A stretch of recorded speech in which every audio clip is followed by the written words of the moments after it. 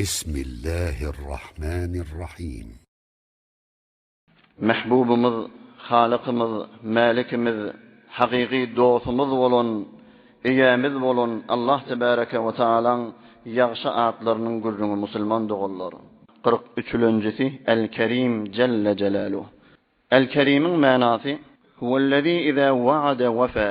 Ol zatike wa'de berse wa'desini bitirýär. Ve izâ a'ta zâda alâ munteher ricâ. Nigmat berse sen umydyňdan tamaňdan izafe berýär. Ve lâ yubâlî kem a'ta ve limen a'ta. Innäp durmaýar berýän adamsy kim, nä migdar berýär? Her kim ondan bir zat dilese Hudaý Taala boş göwermeýär. Ve izâ jafâ âtaba ve mastaqsa. İnsanlar ona bir hurmeti edip de nafermani etse bir az käýiye ýöne ýydarlap durmaýar. Sen şeýle uly günah etdiň. Men gafyma görünme inni gafymdan nimeýe. İnsanlar şeýle günah etse de tövbe etse Hudaý Taala tövbe gafym açykdyr diýip aýtdy. Bigat adamlar 100 ýyllap Hudaý Taala şirk getirip bota Hudaý diýip gelýär. Hudaý Taala sevip de Hudaý Taala bi hurmeti edip gelýär. Emma ahirde kelime-i şahadetini aýdyp da musulman bolsa, Hudaý tebarek we taala şoňda günahyny geçýär. Gafsyna baran Hudaý Taala zaya ýyzyna gaýtarmaýar. Kur'an'ın içinde iki yerde El-Kerim adı geliyor. Ya eyyuhel insanu ma garrake bi rabbikel kerim. Sahih olun, cömert bolun eýene seni näme zat alladı, gurura getirdi. Ey insan niye? İnfitar suratının 6-njy ayatından. Ve men kefere fe inne rabbi ganiyyun kerim. Sure-i Neml'de geliyor. Hayfa adam kufran-ı nimet etse men perverdegarım bay sahidir diýip aýtdy. Bir ýa-da da el-ekram mulk gelýär. Iqra we rabbukel ekram. Cömert bolun, sahih bolun eýen ady bilen okuy diýip aýtdy. Hadisde de gelýär musulman dogullar.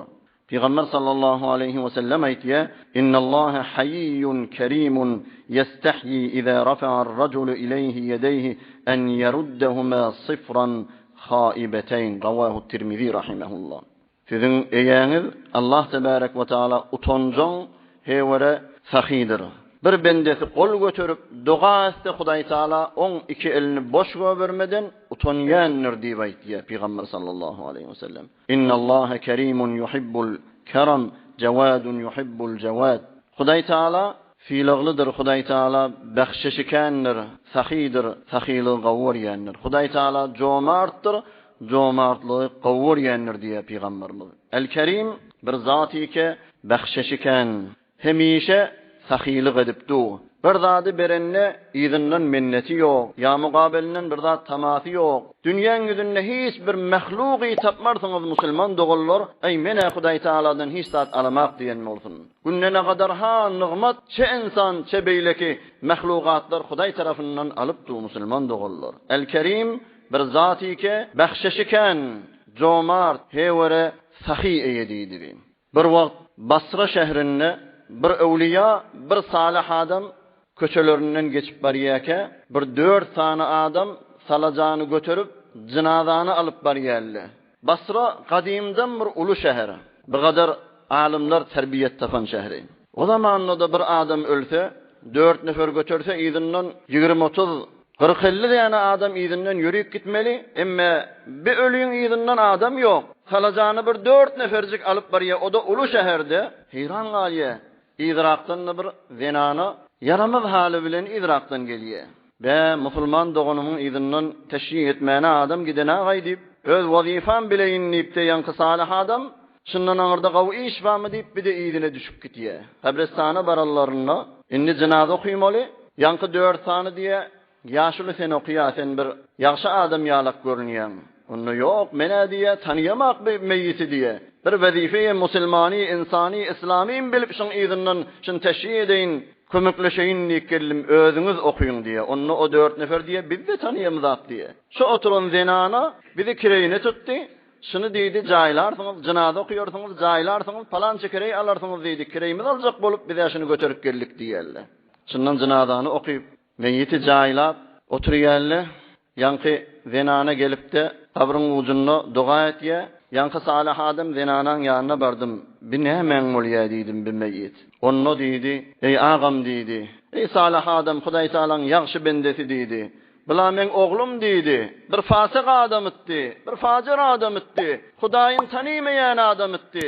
Ölüm wagty ýetenne maňa dedi, ey ene dedi. Men ölümden soňra hem taýlara aýdyp berme, habar berip berme. Ay fasık adam, bedbaht adam, teleke adam etdi oglum diýip de saňa gyýjyt berip de seni narahat ederler ey ene. Ay hiç kime aýtmady özüň jaýlagy ey ene dedi. Ýöne dedi ölümden soňra bir zat isleýän senden dedi. Meni dedi cesedim yerde goýarsyň dedi. Mübarek aýaň bilen dedi, maňlaýma dedi, ýüzüme dedi, basarsyň da dedi. Hada jazaa'u men asallah. Hudaýa asi bolup Hudaý Taalaň diýenini etmediği adamyň jazasy şu diýip de şeýle gygyrarsyň da izinden Allahumme inni radiyetun an. Ey bar Hudaýa, mene şu oglumdan, şu jawanyň razy boldum diýip aýtsaň boljak ey ene dedi. Men de şeýitdim dedi ýaňky ene. Siz jaýlaňyzdan soňra da dedi, kabryň başyna gelip Hudaý Taaladan muň günäsini diledim, şonu kabrdan bir ses çykdy dedi.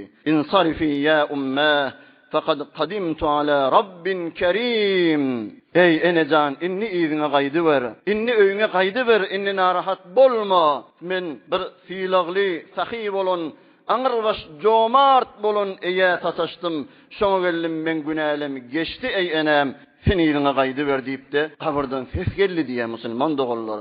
Şeýle kerim, jomart, bahşeşiken, towbetden günäni geçýän Hudaýymyz bardyr. Näjere zindegimize getirmeli? Eger Hudaý Taalaň El-Kerim ady bilen zindegide ýaşajak bolsak musulman dogallar, El-Kerim bize beren datlary bar. Mal beripdir, ilm beripdir.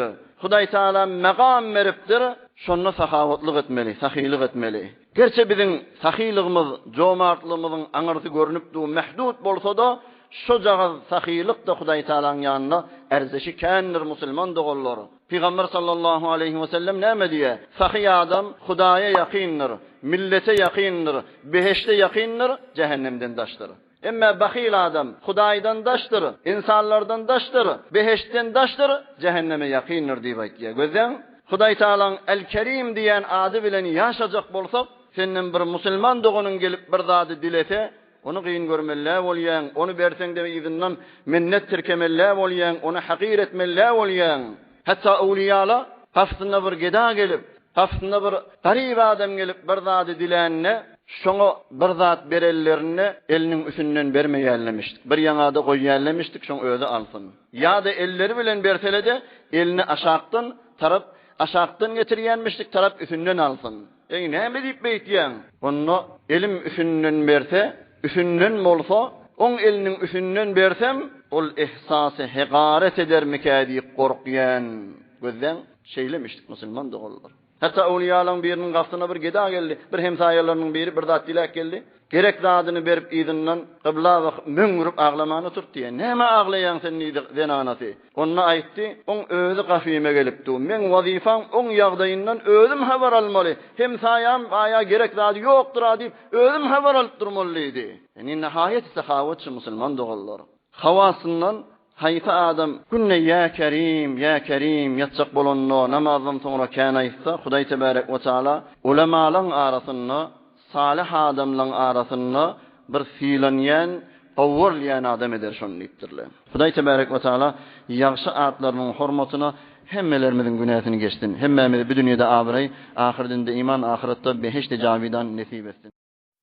برای مشاهده ویدیوهای بیشتر به کانال یوتیوب سخنرانی های علمای ترکمن سر بزنید، مشترک بشید و منتشر کنید، اجر ببرید.